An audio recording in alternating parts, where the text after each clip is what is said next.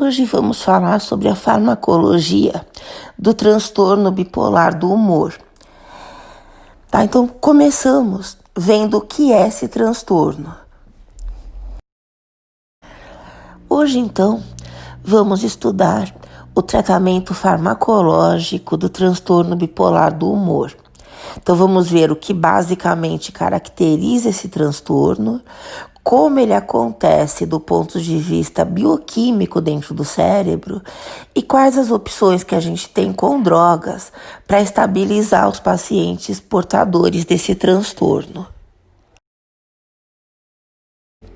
Como o próprio nome diz, o transtorno bipolar do humor, ele tem dois polos.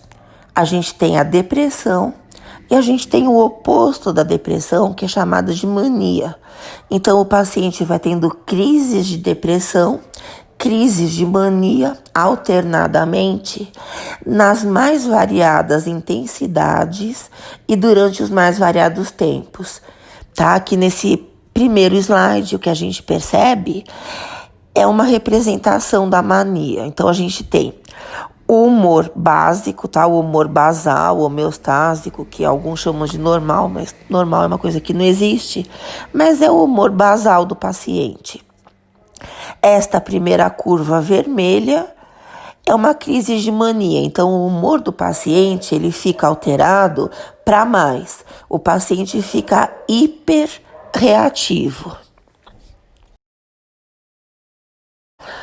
No outro polo, a gente tem a depressão, tá? Então, aqui novamente, essa faixa do meio é o humor basal, o humor fisiológico do paciente. E este vale aqui, entre rosa e azul, é o humor deprimido, então uma crise de depressão, tá? Como a gente tem esses dois polos, a mania e a depressão, é importante que a gente faça uma estabilização desse humor. Então, trazer o humor maníaco para o basal e trazer o humor deprimido também para o basal. A gente consegue isso dificilmente.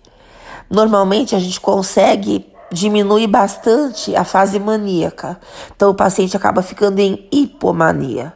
Agora, a depressão é complicado de tratar, porque a gente daqui a pouco vai ver o antidepressivo usado isoladamente no bipolar, ele causa uma virada maníaca. O paciente acaba tendo uma crise de mania provocada pelo medicamento.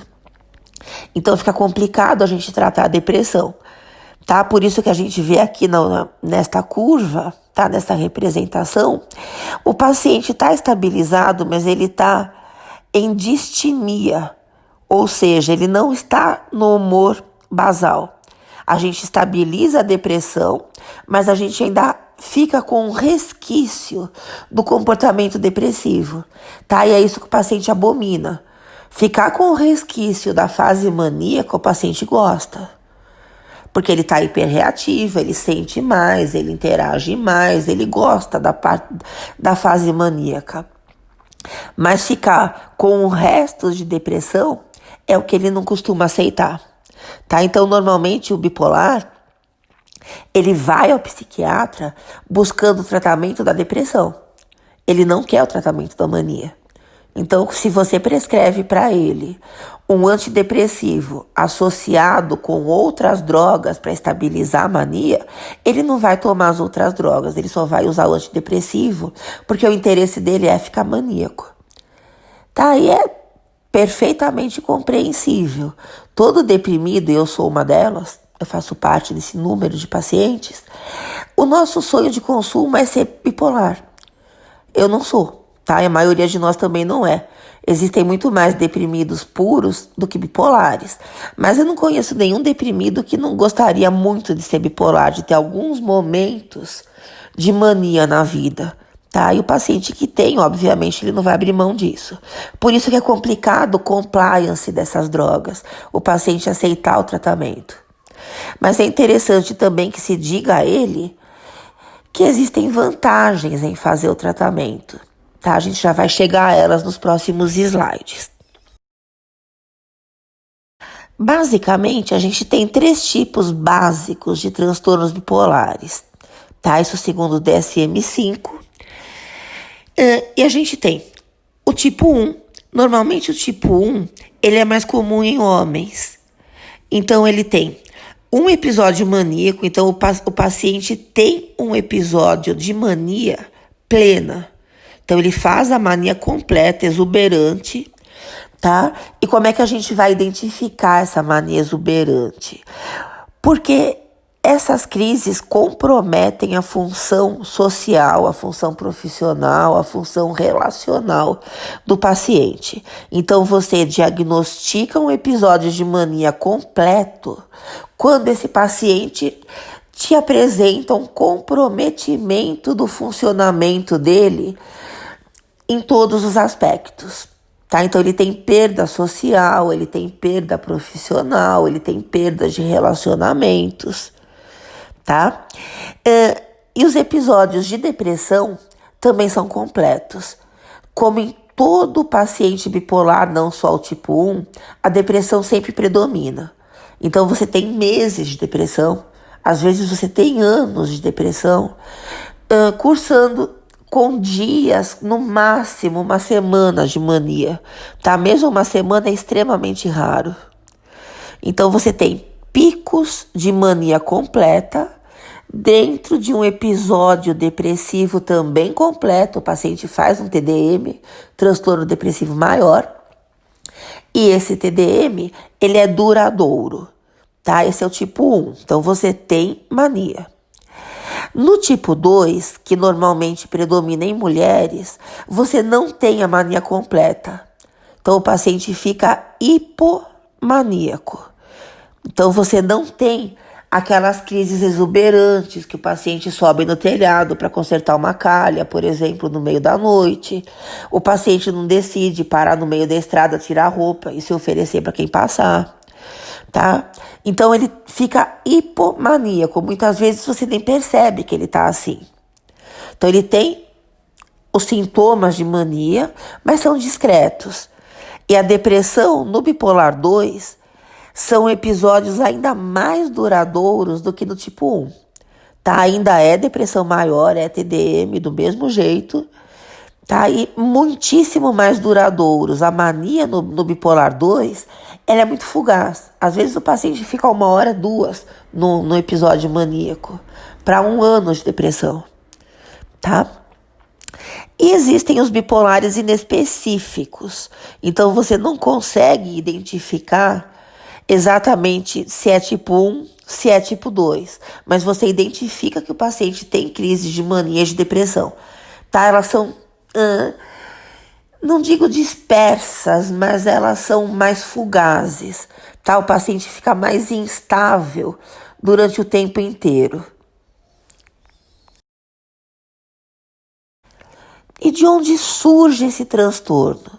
Como qualquer doença psiquiátrica, a base disso é genética. O paciente nasce predisposto ao TBH, tá? Dentro do cérebro, é muito complicado de você identificar exatamente a neuroquímica desse transtorno.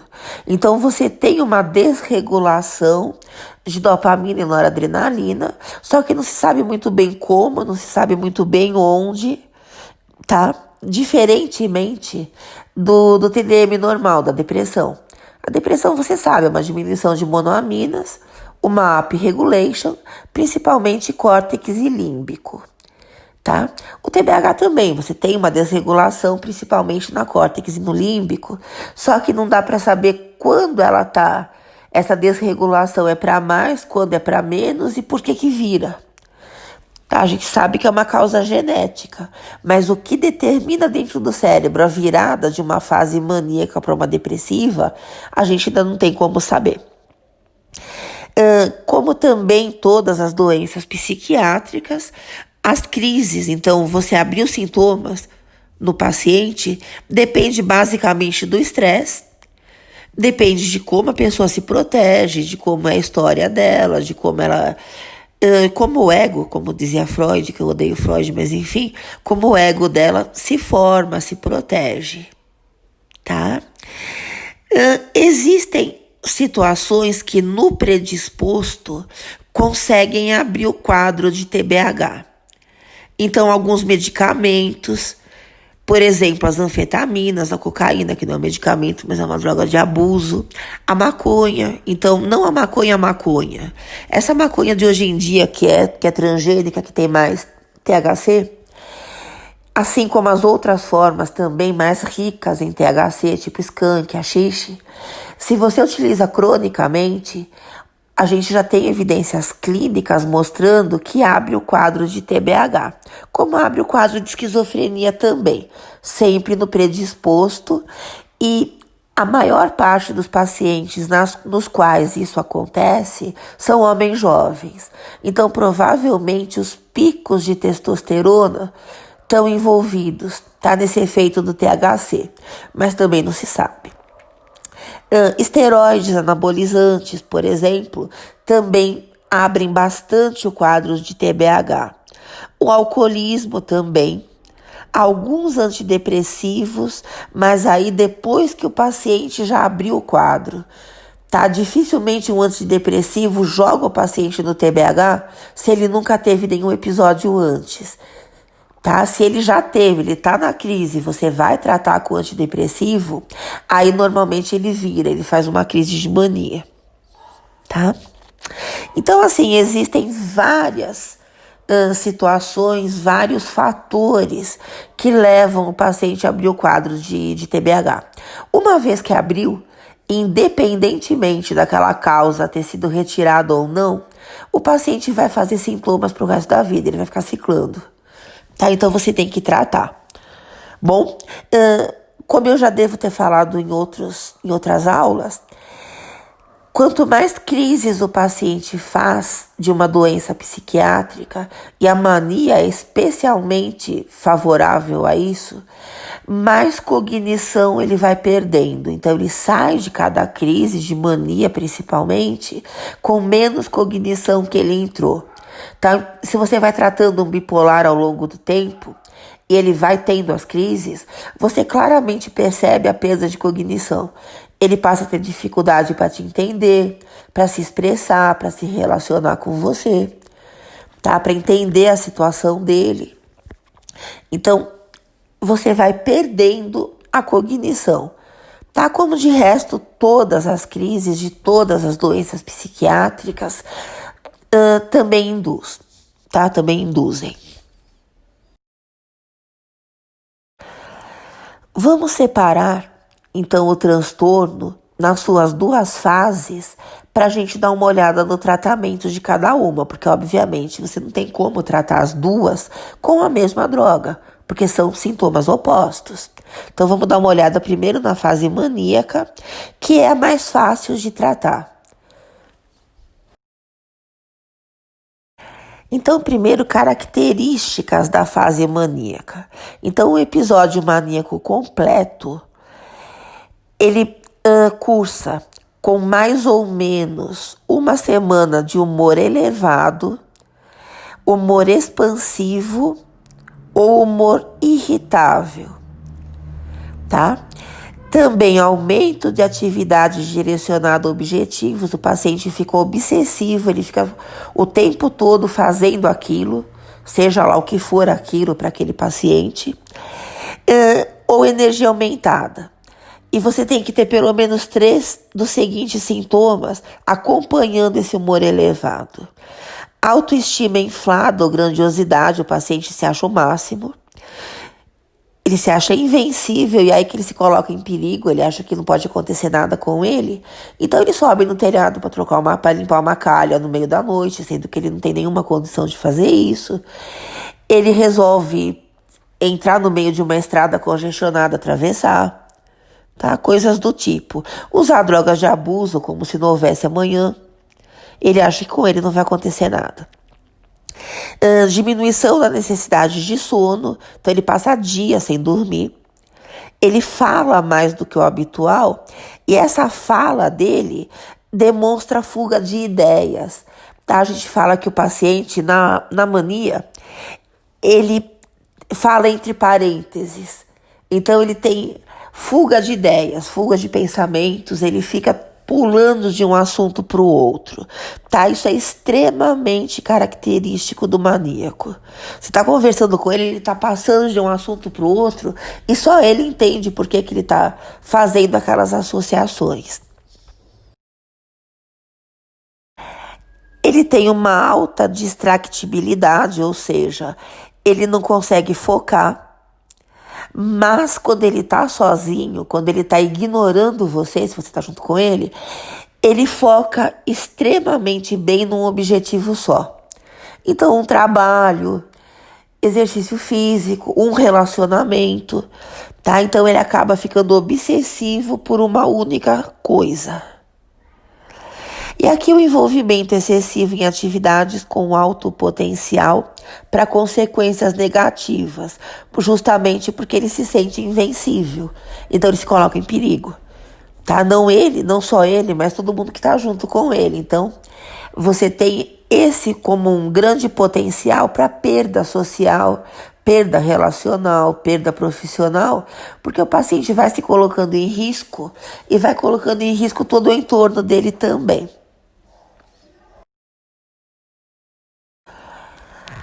Agora vamos dar uma olhada na fase depressiva. Ela pouco se diferencia do transtorno depressivo maior. Tá? A única diferença realmente é a duração dessa fase, porque ela vai se entremeando com as fases maníacas. Tá? Mas do contrário, ela é uma depressão maior, como a depressão maior do deprimido. E como todo deprimido, a característica básica do deprimido bipolar é a anedonia. Então, a perda de interesse, a perda do prazer e a perda da vontade de sentir o prazer. Então, anedonia, tá? Isso tem que durar pelo menos 2 semanas. E a gente tem os outros sintomas que a gente vai ver a seguir, que também acabam acompanhando essa anedonia. Mas é exatamente o mesmo diagnóstico do TDM normal. Então, humor deprimido durante a maior parte do tempo, anedonia, que é a diminuição acentuada do interesse, do prazer e da vontade de sentir prazer o tempo todo, praticamente, alterações de apetite, alterações de sono, ou para mais ou para menos. E como no TDM, a maior parte dos pacientes come mais e dorme menos. Então você tem insônia e hiperfagia, então ganho de peso, tá? Mas pode ter o contrário também, embora seja mais raro. Aqui alguns outros sintomas que também são mais raros. Então, agitação ou atraso psicomotor. Então, a pessoa não percebe isso, ou que ela está jogada na cama o tempo todo, ou que ela está incontrolável, que ela está o tempo todo andando de um lado para o outro, ela não consegue ficar sentada numa sala de aula, por exemplo, ou no trabalho. Só que o que é bem característico é que a pessoa não percebe isso, alguém tem que dizer isso para ela. Fadiga ou perda de energia, o paciente se sente muito cansado. A culpa é muito comum no deprimido, ele sente culpa de existir. E quanto mais ele se sente mal, mais ele se sente culpado por se sentir mal. Capacidade diminuída de raciocínio, de concentração. Indecisão, o paciente fica bem menos assertivo do que ele é normalmente. Aqui, ideação suicida, ação suicida, tá? Nesse caso, no caso do deprimido bipolar, pode acontecer alucinação, tá? Ou delírio. É mais comum acontecer alucinação ou delírio no deprimido bipolar do que no deprimido unipolar, embora mesmo assim seja raro, tá? Alucinação e mania acabam sendo... Alucinação e delírios costumam ser mais comuns na fase maníaca, principalmente no maníaco pleno, no tipo 1, mas alguns têm na fase depressiva também.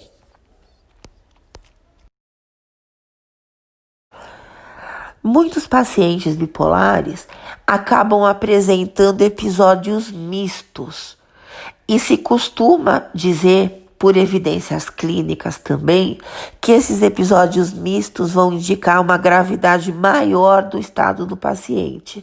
Tá? Normalmente, quando ele está num episódio misto, o risco de suicídio, por exemplo, é maior. Tá? E o que caracteriza um episódio misto do TBH? Você vai perceber o paciente claramente maníaco. Então ele está o tempo todo falando com fuga de ideias, ele está extremamente agitado fisicamente, ele está correndo, andando, quebrando coisas, mexendo, querendo consertar coisas, por exemplo. Só que o que ele está te falando são coisas negativas. Então ele tem sim a grandiosidade, os delírios de grandeza, mas no seguinte sentido: eu sou o pior de todos. O mundo inteiro está contra mim. Eu sou o maior pobre coitado que existe no universo. Então ele está claramente maníaco, mas o conteúdo do discurso dele é deprimido. Tá? Isso costuma caracterizar um episódio misto e aí se considera o paciente num estado mais grave do que se ele estivesse numa mania simples, digamos assim. Tá aqui exatamente o que eu acabei de falar para vocês. Então, um episódio maníaco ou hipomaníaco, dependendo se o paciente é tipo 1 ou tipo 2. Só que, como eu falei para vocês, ele tem mais de 3 sintomas depressivos ali, o tempo todo durante esse episódio maníaco. Então, o paciente se sente mal, ele se sente perseguido, ele se sente culpado. Tá, mas ele tá o tempo todo maníaco, ele se sente o mais culpado do mundo, ele fez o pior que podia acontecer. Tá, eu vou colocar um caso clínico também no Classroom de vocês sobre TBH num paciente que tá no episódio misto, só para vocês darem uma olhada no discurso dele como é. Tá? Esse tipo de episódio, como eu falei para vocês, torna o prognóstico do paciente pior. Então, na hora que você vai tratar um paciente desse, a droga tem que ser mais potente, a dose da droga tem que ser maior, você precisa associar mais drogas do que você associaria num episódio maníaco puro ou simples, como a gente chama, tá? Então, o tratamento tem que ser mais incisivo. E se esse paciente está te mostrando ideação suicida, e normalmente ele tá, pode ser necessário interná-lo. Tá? Então vamos ver o que nós podemos fazer com drogas para estabilizar um paciente bipolar nas suas várias fases. Nós temos drogas que são classificadas como estabilizadores do humor. Tá? O estabilizador do humor, assim, padrão ouro, é o lítio. Então, o lítio é a única droga até hoje que a gente tem especificamente considerada um estabilizador do humor. Depois do lítio, porque o lítio tem alguns problemas na utilização e várias contraindicações, os anticonvulsivantes foram estudados em relação às propriedades estabilizadoras do humor. Hoje em dia, o valproato, pelo FDA, ele já é considerado um estabilizador de humor mais do que um anticonvulsivante. Então, existem mais prescrições de valproato para TBH do que para epilepsia. Bom, carbamazepina e lamotrigina também são anticonvulsivantes, mas não são considerados pelo FDA e nem pela Associação Brasileira de Psiquiatria, que segue a mesma norma do FDA, não são considerados estabilizadores de humor puros, tá? Eles são anticonvulsivantes que têm utilização em TBH. Tá? A lamotrigina, a gente vai vê-la, ela é especialmente interessante porque é praticamente o único estabilizador que age mais na fase depressiva do que na fase maníaca. Os outros todos agem muito mais na fase maníaca do que na fase depressiva. Tá? O lítio já foi considerado antidepressivo, então se considerava que a depressão bipolar cedia ao lítio. Tá, ela até cede um pouco, mas hoje em dia se sabe que é bem pouco. tá? Se considera o lítio realmente um antimaníaco, principalmente. Valproato também, tá? Os antidepressivos, eles são indicados quando o teu paciente está numa fase depressiva muito exuberante, mas eles jamais podem ser usados sozinhos, em monoterapia, porque se você utiliza um antidepressivo num paciente bipolar, o risco dele ter uma crise de mania é absurdamente alto. Tá? O nome disso é ciclagem rápida ou virada maníaca. O paciente está deprimido, você dá o antidepressivo, imediatamente ele fica maníaco. Tá? Por isso que você não utiliza o antidepressivo isolado, mas associado, normalmente você precisa utilizar, porque a fase depressiva do TBH é dificílima de tratamento, de ser tratada. Então você às vezes só tem um antidepressivo, mas para usá-lo você tem que associar outras drogas com ele. Benzodiazepínicos, droga Z, a própria melatonina, você utiliza para regularizar o sono, principalmente na fase maníaca, que é quando o paciente se ressente da falta de sono. Normalmente, quanto menos ele consegue dormir na fase maníaca, maior o risco que ele tem de alucinar, de delirar, então de fazer características psicóticas no transtorno.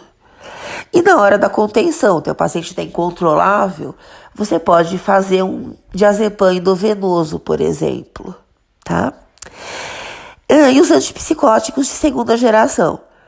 Você utiliza aripiprazol, que é bem utilizado, a quetiapina, tá? Que também é muito utilizada, como antidepressivo aqui, tá? A quetiapina é um antipsicótico que tem efeitos antidepressivos importantes. Então a quetiapina segura bem a fase depressiva do TBH. E os de terceira, que aqui eu não separei, que são a risperidona e a ziprasidona, que também são mais antidepressivos do que qualquer outra coisa. Tá? Então você pode utilizar o antipsicótico junto com o antidepressivo. Então você faz o antidepressor e usa uma quetiapina, um aripiprazol, uma risperidona associados. Ou você pode usar só o antipsicótico. Você pode usar a quetiapina ou a risperidona ou a ziprasidona, que são os mais antidepressores deles, para ver se a fase depressiva cede apenas com o antipsicótico.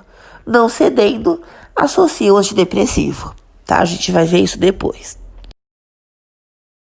Então vamos dar uma olhada principalmente no lítio, em termos das propriedades estabilizadoras que ele tem. O lítio ele é ativo em cerca de 2/3 dos pacientes. Tá? Existe então 1/3 de pacientes bipolares que não responde ao lítio. Como é que eu sei se o paciente responde ou não? Você tem que dar o lítio e ver.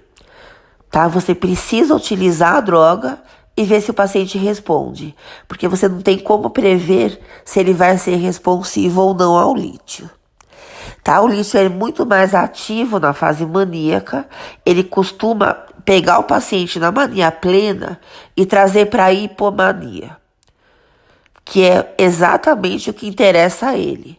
Tá? Interessa ao paciente ficar ainda com um pouco da fase maníaca para ele se sentir melhor, reagir mais, sentir mais. Ele se sente mais interagindo com o meio. Tá? Ele sente mais prazer na fase maníaca.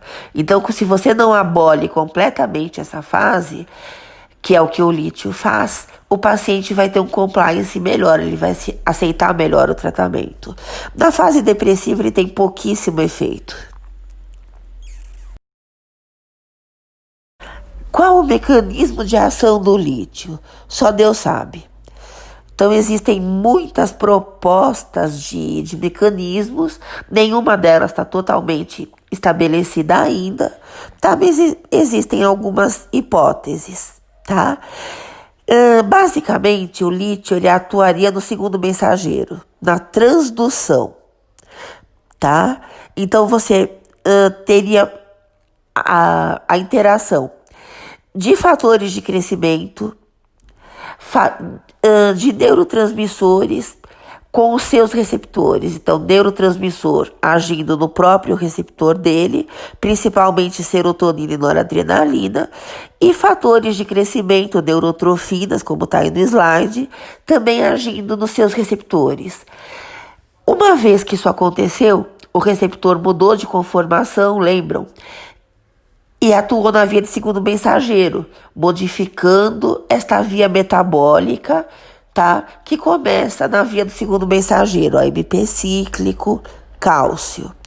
Aí que o lítio atuaria. Então, o lítio teria uma atuação nas vias de segundos mensageiros, tá? Associadas a receptores de noradrenalina, de serotonina e de fatores de crescimento, tá?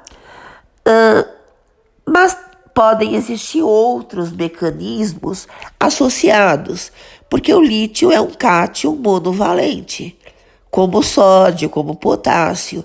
Então, obviamente, você tem também uma competição por canais, por bombas de transporte ativo, tá? Então, o lítio atuaria onde o sódio e o potássio atuam, bom? Especificamente, nas vias de segundos mensageiros, você alteraria a transdução de sinais dentro do neurônio e isso levaria à estabilização tanto da produção e liberação de neurotransmissor, quanto da resposta do neurônio pós-sináptico, que é o que está aí mostrado no slide, a esses neurotransmissores e aos fatores de crescimento neuronal. Uma coisa fundamental quando você vai utilizar lítio no bipolar ou em qualquer paciente é que você precisa fazer as dosagens séricas desse lítio, tá? Aqui no slide está representado em termos de concentração, em termos de dose, mas não vem ao caso. Só está representado aqui para mostrar para vocês que é importante você fazer o acompanhamento periódico das dosagens séricas. Primeiro porque o lítio é extremamente tóxico, então você não pode ficar aumentando as doses de lítio sem ter certeza de quanto desse lítio está realmente distribuindo no organismo. Então você tem que saber quanto está chegando no sangue, quer dizer, quanto absorveu, e quanto desse está conseguindo ter o efeito no sistema nervoso central. Tá? Então você começa normalmente com 300 miligramas 2 a 3 vezes ao dia. O lítio é dado por via oral sempre. E você vai aumentando de acordo com a resposta do paciente e de acordo com o tanto desse lítio que está chegando no sangue. Tá? Você permite no máximo 1,2 miliequivalentes por litro de lítio no paciente. Tá? Você vai utilizando, vai vendo como o paciente reage, o paciente está reagindo, mas não totalmente, você vai aumentando, até que a fase maníaca dele ceda. Aí você vê quanto chegou no sangue, usa 5 dias dessa dose, estabiliza isso, tá? E é essa dose que vai ficar no paciente, tá bom? Uma vez que você estabilizou a dose, normalmente você diminui a dose para manutenção, tá? Se você percebe que o teu paciente faz crises de mania muito exuberantes, ele fica muito incontrolável, normalmente você consegue utilizar doses de manutenção igual a dose de ataque, que é a dose que você percebeu que fez com que os sintomas cedessem, tá? Mas aí você tem que controlar muito mais o paciente, porque os efeitos adversos e o potencial de toxicidade, de intoxicação, passam a ser muito maiores, tá? Normalmente, quando você está usando lítio no paciente, até você estabilizar a dose que você vai utilizar, o paciente precisa todos os dias de dosagem sérica. Depois que você estabilizou, você nos primeiros 6 meses, normalmente você dosa uma vez por mês. Daí pra frente basta você fazer 2 vezes por ano, tá? Agora, quando você se lembra que um paciente bipolar, normalmente, ele é resistente ao tratamento, à ideia do tratamento, ele já não quer usar o lítio. Imagina aí todo dia tirar sangue para você medir quanto lítio tem no plasma dele. Então, isso já é mais um ponto que diminui esse compliance, tá? Quando o paciente está internado, quando ele tem uma crise maníaca muito exuberante, ele está numa ideação suicida muito forte, é claro que dentro do hospital você faz isso com facilidade. Então você dá o lítio, já tira o sangue, já vai dosar. Mas se o paciente está ambulatorial, aí fica mais complicado. Você tem realmente que ter muita lábia para ganhar a confiança dele e fazer com que ele volte todos os dias para colher sangue. Bom, falei para vocês que o lítio tem muito efeito adverso, o lítio tem muita interação medicamentosa e o lítio é muito tóxico.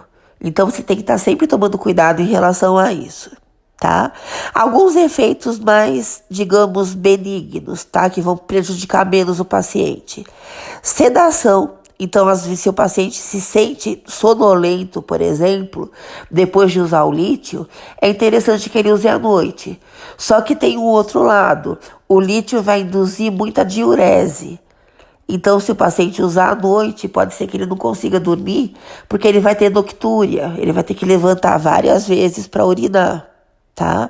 Então, tem todos esses componentes que você vai ter que ficar pesando durante o tratamento dele. Então, sedação, comprometimento cognitivo, tá? Então, o paciente pode ficar mais lentificado em termos de raciocínio. E, às vezes, nem é esse o problema. Às vezes, o problema é que o lítio lesa a tireoide. Ele pode lesar a tireoide nos dois sentidos. Ele pode gerar hipotireoidismo, e nesse caso, sim, o paciente acaba tendo um comprometimento cognitivo. E ele pode gerar hipertireoidismo. E esse hipertireoidismo pode, às vezes, até mimetizar uma crise de mania. Tá? De uma forma ou de outra, o lítio, sim, pode causar comprometimento de tireoide. Tremores finos. Tá? Então, o paciente tem, às vezes, o tremor parecido com o tremor do Parkinson. Acne e psoríase são extremamente comuns. Então, o paciente, se ele já sofre de acne, pode ser interessante que um dermatologista já acompanhe o tratamento com lítio. Tá? Porque se a acne desse paciente for muito exuberante também, ele não vai conseguir usar, por exemplo, um Roacutan, uma isotretinoína oral. Por quê? Porque o Roacutan já vai induzir depressão. Você vai alterar também o comportamento do paciente. Então, é contraindicado, tanto no deprimido quanto no bipolar. Então, é preciso que o dermatologista acompanhe esse paciente. Mesma coisa na psoríase, tá? Náuseas, diarreias são efeitos que a gente chama de benignos. Poliúria, como eu falei para vocês, o paciente vai urinar em excesso, por isso ele vai ter sede em excesso. Polidipsia, o que é polidipsia? Ele vai beber muita água, muito líquido, porque ele vai estar com muita sede. Dependendo da situação, essa ingestão de água, ela é tão intensa e tão concentrada que o paciente pode ter uma alteração do balanço hidroeletrolítico do sangue e entrar em coma. Tá? Alguns até podem morrer.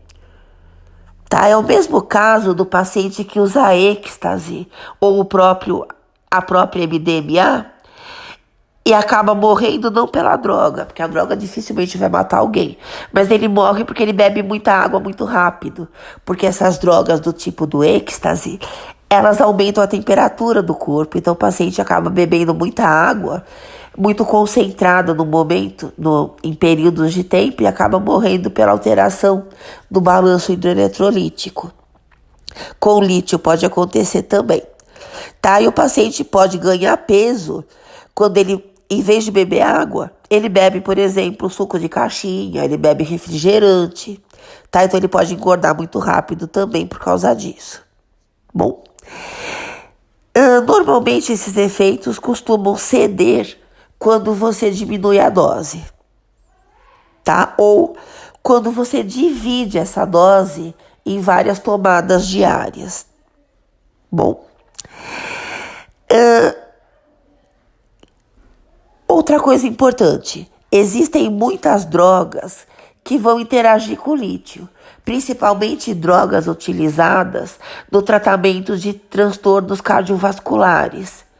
Então, se o paciente é cardiopata, ele precisa que um cardiologista acompanhe esse tratamento, porque o lítio vai interagir com as drogas que ele vai estar usando. Então, quais drogas? Aqui, principalmente, os diuréticos tiazídicos, os inibidores da enzima conversora, captopril, enalapril, april, e os AINES todos, os anti-inflamatórios não esteroidais, todos menos o AS. Todos esses medicamentos vão aumentar o lítio no organismo. Então, um diurético tiazídico, por exemplo, ele vai fazer o quê? Ele vai jogar o sódio para fora do organismo e o lítio vai ficar retido. Mesma coisa inibidores da ECA. Mesma coisa os anti-inflamatórios, com exceção do AS, tá? Então você retém o lítio no organismo. Como o lítio é tóxico, você pode levar o paciente a uma arritmia cardíaca, por exemplo, que pode ser fatal, ou a um distúrbio hidroeletrolítico no sangue, que também pode ser fatal, tá? Então sempre que você tá usando o lítio, como eu falei para vocês, na manutenção do tratamento, de 6 em 6 meses você tem que dosar o lítio no plasma e ver se ele está realmente constante ou se ele está fazendo picos, tá?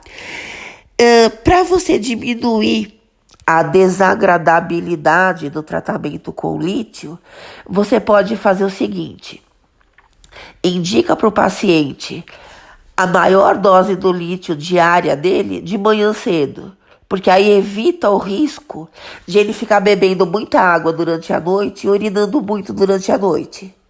Então você dá a dose dividida, mas a maior parte dessa dose de manhã. E a menor parte dessa dose de noite, depois que ele já comeu, já bebeu água, já se hidratou, você faz a segunda dose perto da hora de dormir. Tá? Isso facilita bastante. Indica para esse paciente que ele beba a água dele dividida durante o dia. Então ele vai tomar pequenas quantidades de água o tempo todo. Em vez de ele beber toda a água de uma vez só, porque ele vai ter muita sede, ele vai bebendo aos poucos, que aí ele já nem começa a sentir sede. Então isso melhora também na situação da poliúria. Tá? Se ele bebe um líquido mais distribuído durante o dia, ele também não vai urinar em picos, tá? Ele vai precisar ir menos vezes ao banheiro, tá?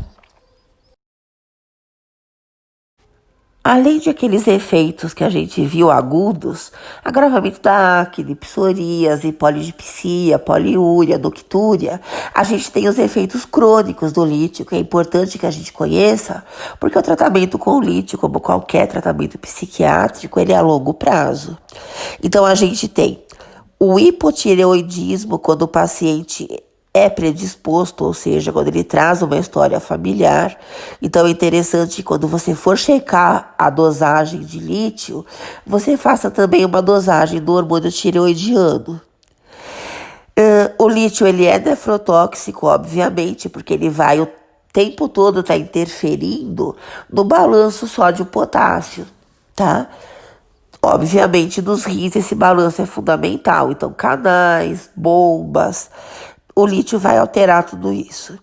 Bom, mas essas lesões, em termos de lesão direta, então de modificação de estrutura do túbulo distal, que é o mais comum, aparece cerca de 15 anos de tratamento. Então você passa 15 anos tratando o paciente, aí essas lesões acabam sendo importantes a ponto de comprometer o rim. Mas se você sabe que vai acontecer, é interessante já ir prevenindo, tá? E como que eu previno? Por exemplo, com uma dieta com uma quantidade de sódio menor, utilizando, se o paciente for cardiopata, diuréticos que não sejam tiazídicos, usando um losartan, por exemplo, que é um inibidor de receptor de angiotensina, em vez de usar inibidores da enzima conversora, tá? Então, sempre no sentido de prevenir essa lesão renal.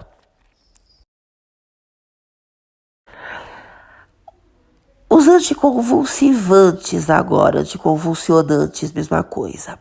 O mais usado é o valproato e para muitos psiquiatras o valproato hoje em dia ele é a primeira escolha. Embora se você pegar as diretrizes, lá vai estar que o lítio ainda é a primeira escolha. Mas para muitos clínicos já é o valproato, porque o valproato ele é menos tóxico do que o lítio, ele tem menos efeitos adversos, e a dosagem sérica do valproato, embora você precise fazer, você precisa fazer muito mais espaçadamente. Então é muito mais fácil você determinar a dose de ataque, determinar a dose de manutenção do que no lítio. Então por isso o valproato ele é mais estável, tá? A gente tem a carbamazepina, que é uma opção ao valproato quando ele não age. E a gente tem a lamotrigina. A lamotrigina é o único estabilizador do humor que é mais ativo na fase depressiva do que na fase maníaca. Então, por isso que ela é bem importante pra gente. Só que você não deve usar a lamotrigina associada ao valproato. Por quê? Porque ela vai dar uma lesão cutânea que na presença de valproato ela se agrava, tá? É uma lesão cutânea tão intensa que o paciente pode liberar tanta histamina que ele pode chocar, então ele pode entrar em choque anafilático, tá? Embora não seja uma reação alérgica por si, é uma reação, uma dermatite que cursa com liberação de histamina. Então você pode ter um choque anafilático, tá? Agora, como tudo, pela farmacologia você contraindica. Se você somar lamotrigina e valproato, o risco dessa lesão ser mais intensa aumenta bastante. Só que na terapêutica tem situações nas quais você vai precisar usar valproato e lamotrigina. Só que você vai usar as menores doses possíveis, associados com outras drogas para que você consiga diminuir as doses de ambos, tá? E você vai ficar o tempo todo observando esse paciente, porque o risco dessa lesão realmente é maior. Podendo não usar, obviamente que tem que ser essa a opção. Então, se você puder usar lamotrigina mais lítio, é melhor do que usar lamotrigina mais valproato, tá? E se o paciente não responde ao lítio, aí você tenta, por exemplo, lamotrigina mais carbamazepina, ou valproato mais um antidepressivo mais um antipsicótico, tá? Então são associações que você vai fazendo para tentar driblar a fase depressiva. Porque na fase maníaca, você consegue usar só o valproato, ou só lítio, ou só carbamazepina. Ou você pode associar valproato e lítio, por exemplo, tá? Então existe uma possibilidade também de você associar os dois. Aqui só para mostrar para vocês os anticonvulsivantes em termos da potência dos seus efeitos, tanto na mania quanto na depressão. A gente percebe aqui que o valproato ele é muito ativo na mania, tá? Então ele estabiliza o paciente, mas ele é pouquíssimo ativo na depressão. A lamotrigina é o contrário. Então, ela é muito mais ativa na depressão do que na mania. Só que uma vez que você conseguiu estabilizar o paciente, a lamotrigina protege de novas crises de mania. Esse estabiliza de cima para baixo, que está na tabela, é justamente você proteger de outras crises maníacas. Tratar de cima para baixo é quando o paciente está na mania e você reverte com a droga. Estabilizar é quando ele não está em crise, mas você protege de novas crises, tá? Depressão, mesma coisa. Tratar de baixo para cima dessa tabela significa tirar o paciente da crise de depressão. Estabilizar de baixo para cima é proteger de novas crises. Então, pelo que você vê nessa tabelinha, olha, exceto na crise de mania, a lamotrigina ela é a droga de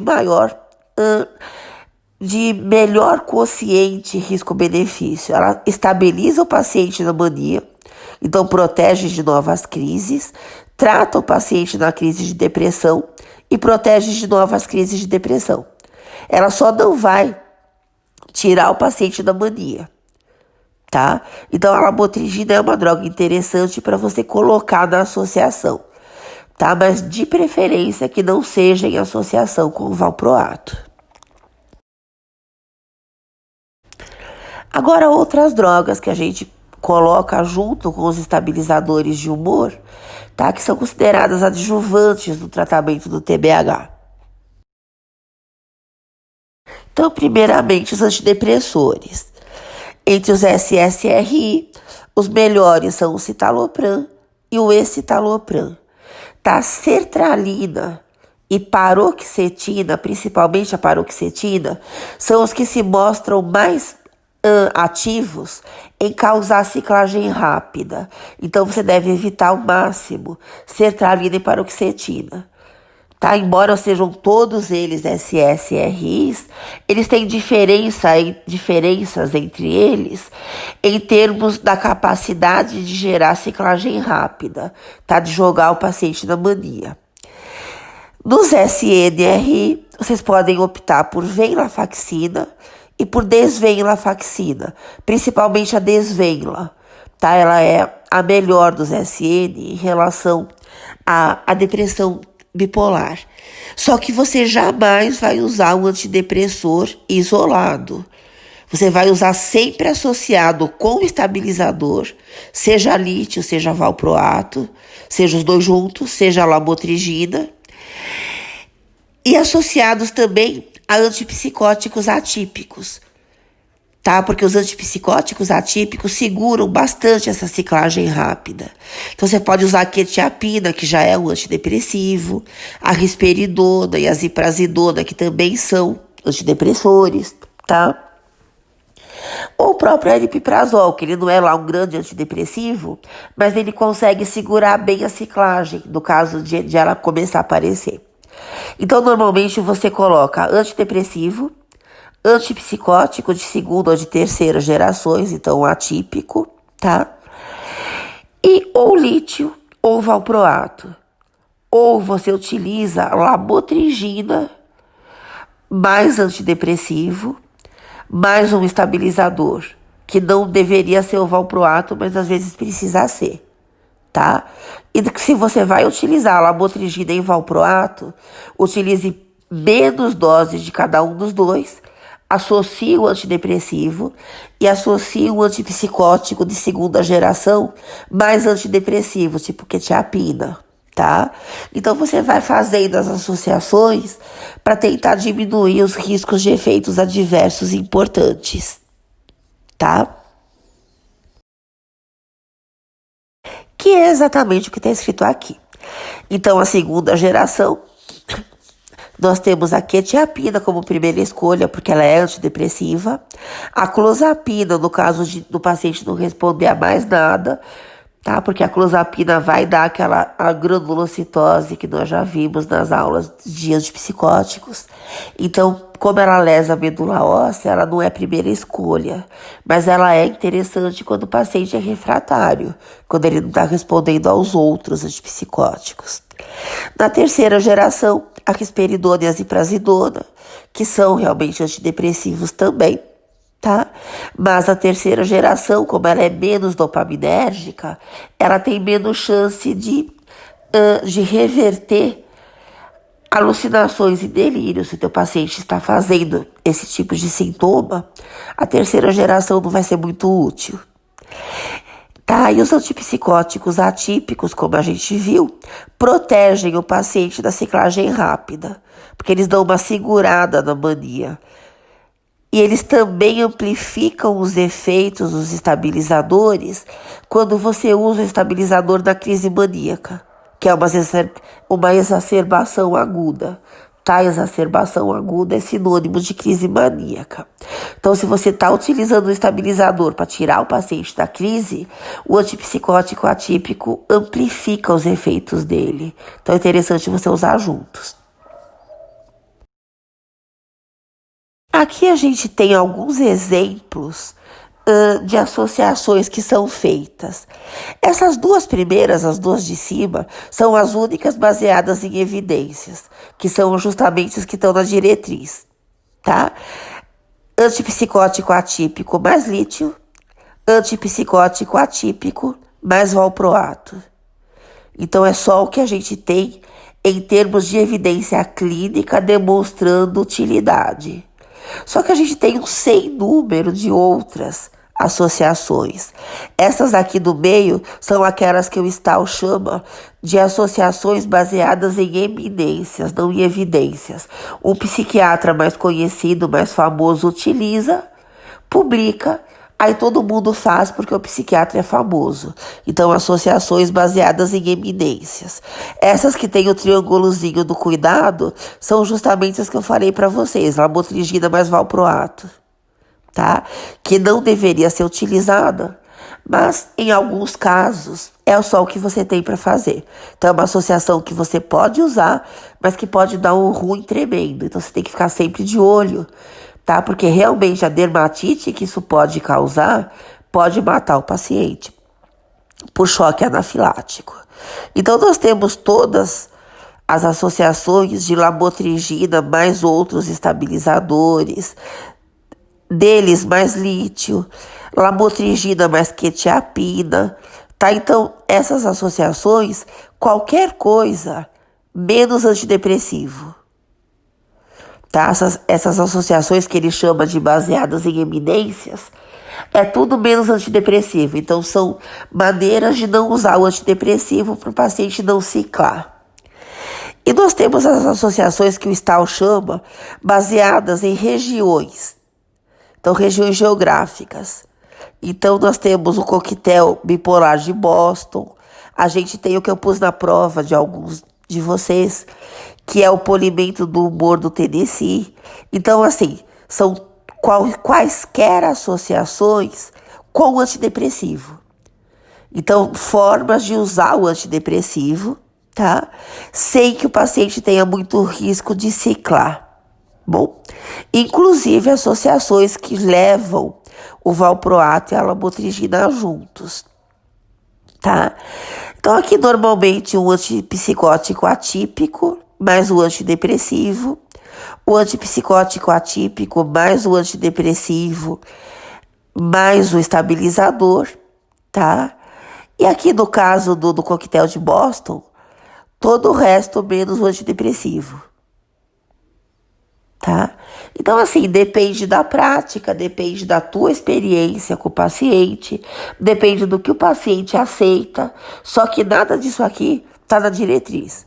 São, então, usos que você faz por tua conta, pela tua experiência, pelo teu feeling, pelo que o teu paciente espera que aconteça com ele, pelo que teu paciente aceita, tá? Porque o que está baseado em evidências é exclusivamente antipsicótico atípico com lítio, antipsicótico atípico com valproato, tá?